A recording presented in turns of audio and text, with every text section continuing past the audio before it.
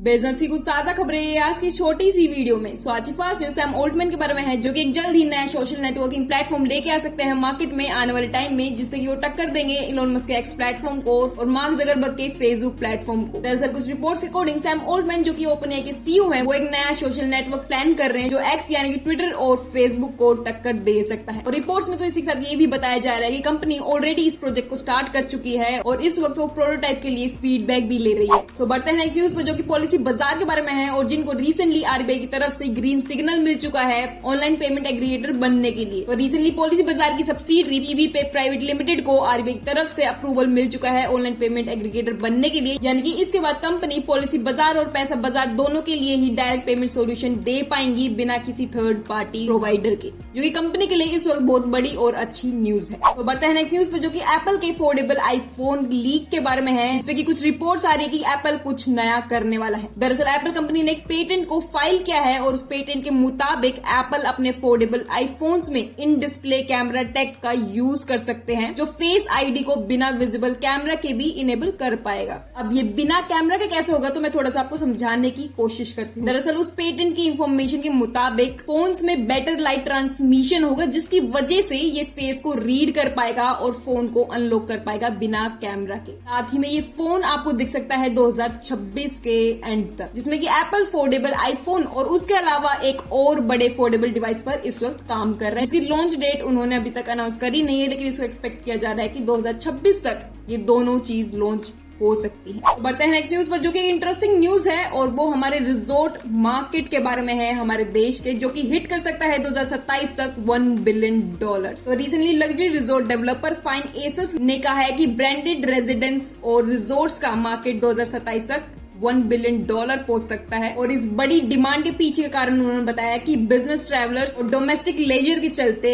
ये मार्केट जो है आगे बहुत ज्यादा बूस्ट करेगा। और इसके अलावा और भी है, लेकिन ये दो मेन प्राइमरी कारण है जिसकी वजह से ये $1 बिलियन तक जल्द ही पहुंच पाएगा। और उसके अलावा भी उन्होंने कुछ कारण बताए, जैसे कि मीटिंग, इंसेंटिव्स, कॉन्वेकेशंस, एग्जीबिशंस और फॉरेन टूरिस्ट का अराइवल भी इस ग्रोथ को बूस्ट करने में मदद करेगा। और अगर इनके कुछ पास परफॉर्मेंस के बारे में बात करी जाए तो ब्रांडेड होटल्स के केस में ये ग्रोथ पिछले साल 17% की रही, जिसकी इस साल बढ़ने की और भी उम्मीद है। अलावा ब्रांडेड रेजिडेंस मार्केट में भी ग्रोथ 11% की ईयर ऑन ईयर देखने को मिली थी, जो कि मेनली अर्बन लाइफस्टाइल की वजह से हुआ था। इसके अलावा अगर कुछ मेजर सिटीज के बारे में बात करी जाए जहाँ पे ग्रोथ सबसे ज्यादा ड्राइव करी जाएगी, तो वो है मुंबई, दिल्ली एनसीआर, जयपुर, बेंगलोर, पुणे, हैदराबाद और अहमदाबाद जैसी जगह। तो बढ़ते हैं नेक्स्ट न्यूज पर, जो कि एक्सिस बैंक के बारे में है और जिन्होंने सेविंग डिपॉजिट्स पर रेट्स को कट कर दिया है। तो रिसेंटली एक्सिस बैंक ने सेविंग डिपॉजिट रेट्स को 25 बेसिस पॉइंट से कम कर दिया है, जो कि 15 अप्रैल से लागू होगा और जिसके अकॉर्डिंग अब से 50 लाख तक की डिपॉजिट पर इंटरेस्ट 2.75% पर एनम होगा और ₹50 लाख से 2000 करोड़ तक के डिपॉजिट पर 3.25%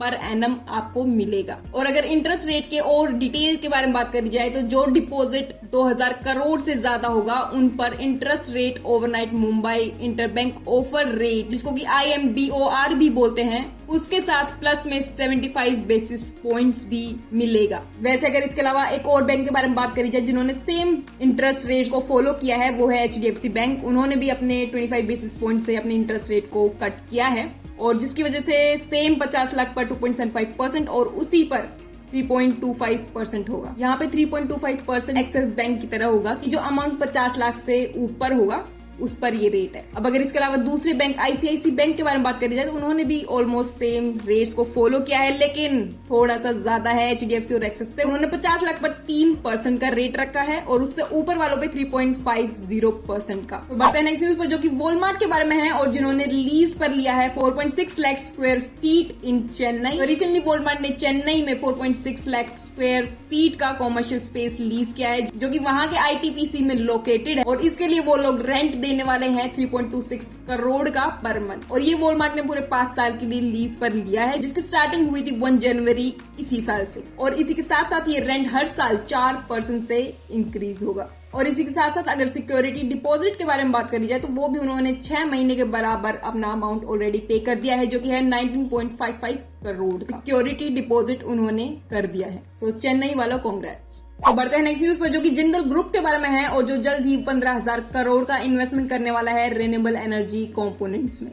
तो रिसेंटली बीसी जिंदल ग्रुप ने renewable energy components manufacturing space में एंट्री करने का अनाउंसमेंट किया है, जो कि 2030 तक 15,000 करोड़ इन्वेस्ट करने का प्लानिंग भी बना रहा है। और ये पूरा 15,000 करोड़ एक साथ इन्वेस्ट नहीं करा जाएगा, इसको फेजेस में इन्वेस्ट करा जाएगा, जिसमें कि फेज 1 में इन्वेस्टमेंट होगा 4,000 करोड़ का कंपनी की तरफ से, जिसमें कि solar cell modules, battery storage और सोलर ग्लास की मैन्युफैक्चरिंग पर इन्वेस्ट किया जाएगा टोटल अमाउंट। देन उसके बाद धीरे धीरे स्ट्रेटेजिकली इसको और एक्सपेंड किया जाएगा। सो बढ़ते हैं नेक्स्ट न्यूज पर, जो कि स्विगी के बारे में है और जिन्होंने फिर से रिसेंटली एक नया ऐप अपना लॉन्च कर दिया है, जिसका नाम है पिंच। और अब ये ऐप करता क्या है, ये अर्बन कंज्यूमर्स को वेरीफाइड प्रोफेशनल से कनेक्ट करवाएगा। तो रिसेंटली स्विगी ने अपना AI powered pinch app launch किया है, जो कि अर्बन कंज्यूमर्स के लिए वेरीफाइड प्रोफेशनल्स तक एक्सेस को आसान बनाने पर काम करने वाला है, जिसमें कि अक्रॉस 100+ स्पेशलाइजेशंस को अभी तक इंक्लूड किया गया है। और इसी के साथ साथ कंपनी ने स्विगी प्रोफेशनल सर्विस मार्केट में भी एंट्री ले ली है इस लॉन्च के साथ, यानी कि अब ये अर्बन कंपनी के साथ कम्पीट करेंगे।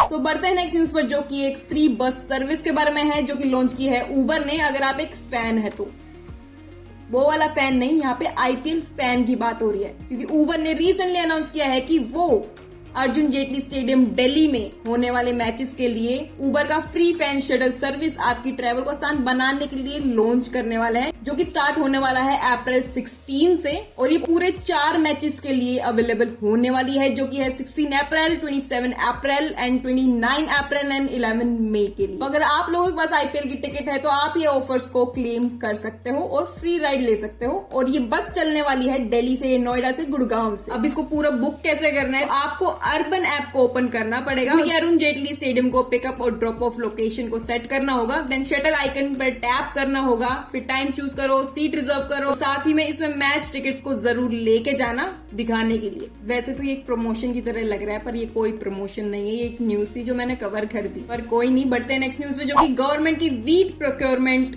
के बारे में है, जो कि हिट कर गया है 6 मिलियन टन्स को। तो रिसेंटली 2025 से लेकर 2026 तक वीट प्रोक्योरमेंट सीजन में अभी तक 6 मिलियन टन्स वीट गवर्नमेंट ने खरीद ली है ऑलरेडी, जो कि 1 अप्रैल से स्टार्ट हुआ था, और जिसमें कि गवर्नमेंट का टारगेट था 31 मिलियन टन प्रोक्योरमेंट, जिसमें कि एक बहुत बड़ा हिस्सा 20 मिलियन टन का वो पंजाब और हरियाणा से आने की उम्मीद है गवर्नमेंट को। और वैसे तो एग्रीकल्चर मिनिस्ट्री ने इसको 115 मिलियन टन वीट प्रोडक्शन की फोरकास्ट किया था, लेकिन फिर भी ये प्रोक्योरमेंट टारगेट कम रखा गया, क्योंकि वीट प्रोडक्शन बहुत सारी चीजों पर डिपेंड करता है। अगर इसके बारे में और डिटेल में बात करी जाए तो MP और UP से अभी तक इस चीज को लीड किया जा रहा है। वो लोग सबसे ज्यादा अभी तक गवर्नमेंट को कंट्रीब्यूट कर पाए हैं वीट प्रोडक्शन में, लेकिन इसके अलावा आने वाले टाइम में पंजाब और हरियाणा से प्रोक्योरमेंट ज्यादा आने की उम्मीद अभी भी है। सो बढ़ते हैं नेक्स्ट न्यूज पर, जो कि इंडिया के बारे में है और जिसमें हमारा देश नंबर 1 रैंक किया है हैप्पीनेस में। बिल्कुल आपने सही सुना, हैप्पीनेस में इंडिया दुनिया में सबसे ज्यादा खुश देश है।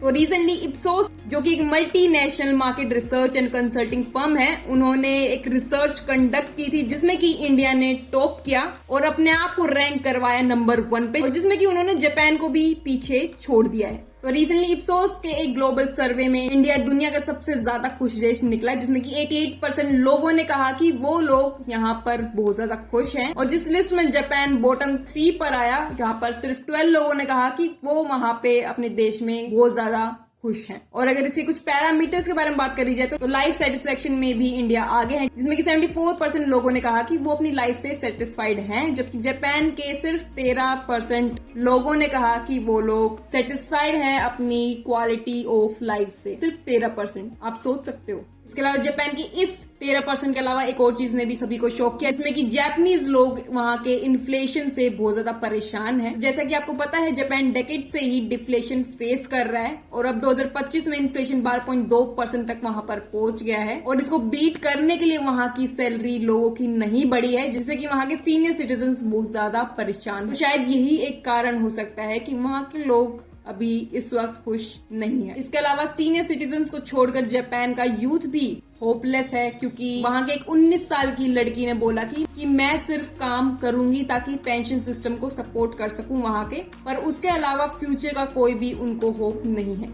तो यंग जनरेशन भी वहाँ की डिसअपॉइंटेड है बहुत ज्यादा गवर्नमेंट से। इसके अलावा इस सर्वे ने ये भी दिखाया कि जापानीज लोग काफी चीजों से डिससेटिस्फाइड है, जैसे कि health, romance, spirituality, mental health और पॉलिटिकल सिस्टम से भी उनको इस चीजों के लिए, इस सुधार के लिए कोई भी उम्मीद नहीं है। और हाल ही में एक शॉर्ट वीडियो में हमने 3 दिन पहले कवर किया था कि वहाँ पर 4 डेज का वर्क वीक अनाउंस कर दिया है सिर्फ टोक्यो में अभी के लिए। तो हालत बहुत ज्यादा खराब है इस वक्त जापान की, पर इस लिस्ट में सब कुछ सही है। इस पे आपका क्या बोलना है मुझे कमेंट सेक्शन में जरूर बताओ। तो बढ़ते हैं नेक्स्ट न्यूज पर जो कि ब्लिंकिट के बारे में है और जिन्होंने फिर से एक अच्छा लॉन्च कर दिया है जिसको शायद लोग सोचते भी नहीं होंगे। पहले तो इन्होंने कुछ टाइम पहले एम्बुलेंस को लॉन्च किया था जिससे कि आप ब्लिंकिट से ही एम्बुलेंस को बुक कर सकते थे, लेकिन उसके अलावा अभी उतना ही बड़ा नहीं, लेकिन इससे थोड़ा कम लेवल का एक और चीज लॉन्च करी है जिसमें कि आप लोग सिम भी अब 10 मिनट में घर डिलीवर करवा सकते हो। अब सिम की यहाँ पे बात हो रही है लेकिन सभी कंपनियां यहाँ पे नहीं है, सिर्फ एयरटेल की यहाँ बात हो रही है। तो आप एयरटेल की सिम को 10 मिनट में ब्लिंकिट से ऑर्डर कर सकोगे। तो रिसेंटली एयरटेल और ब्लिंकिट ने अनाउंस किया है कि वो साथ मिलकर एक नई सर्विस लॉन्च कर रहे हैं जिसमें कि अब से सिम कार्ड भी सिर्फ 10 मिनट में आप लोगों के घर पहुंच जाएगा। लेकिन अब इस चीज में डिलीवरी चार्ज ऑलरेडी इंक्लूडेड होंगे जो कि 49 रुपीज के होने वाले हैं। कस्टमर को 49 रुपीज का नॉर्मल कन्वीनियंस चार्ज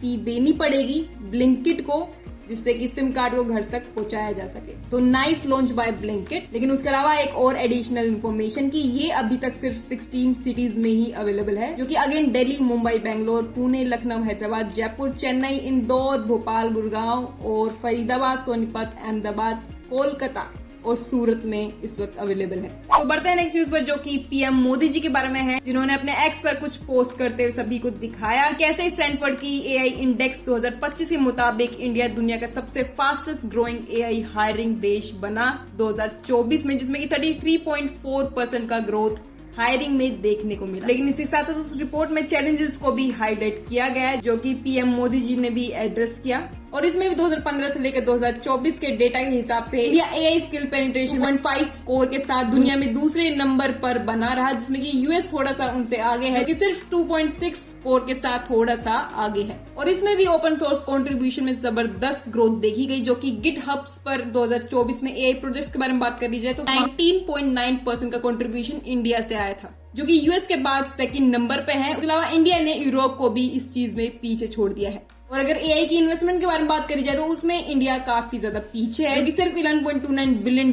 के साथ अभी तक इन्वेस्ट किया गया है 2013 से लेकर 2024 के बीच। और जहां पर कि at the same time US में $470.9 बिलियन इन्वेस्ट, चाइना में $119.3 बिलियन और यूके में $28.2 बिलियन, जो कि काफी ज्यादा आगे है इन्वेस्टमेंट के मामले में हमसे। और अगर इसके अलावा स्टार्टअप और रिसर्च में भी हमें कमी देखने को मिली है तो 2024 में सिर्फ 74 नए एआई स्टार्टअप इंडिया में लॉन्च हुए, जबकि यूएस के बारे में बात करें तो वहां पर करीबन 1000 के लगभग। साथ ही में इंडिया का एआई मिशन लॉन्च भी हुआ था जो कि गवर्नमेंट ने, लेकिन छोटे स्केल पर वो चीज हुई थी। तो मार्च 2024 में सरकार ने $1.25 बिलियन का इंडियन एआई मिशन लॉन्च किया, जिसमें 10,000 जीपीयूज एथिकल एआई और देश के स्टार्टअप्स को सपोर्ट देने के लिए लॉन्च किया था, लेकिन वो काफी नहीं रहा। साथ में लिंक्डइन की एक रिपोर्ट के मुताबिक हायरिंग के बावजूद इंडिया में टैलेंट की शॉर्टेज आ रही है, इसमें कि 2027 तक 2.3 मिलियन एआई जॉब्स आएंगे, लेकिन इंडिया का जो टैलेंट पूल है 2025 तक सिर्फ 9,40,000 होने वाला है। यानी कि अभी भी एआई स्पेस में काफी ज्यादा जॉब्स खाली हैं, जिसको कि फुलफिल करने के लिए यूथ को ट्रेन करना जरूरी है।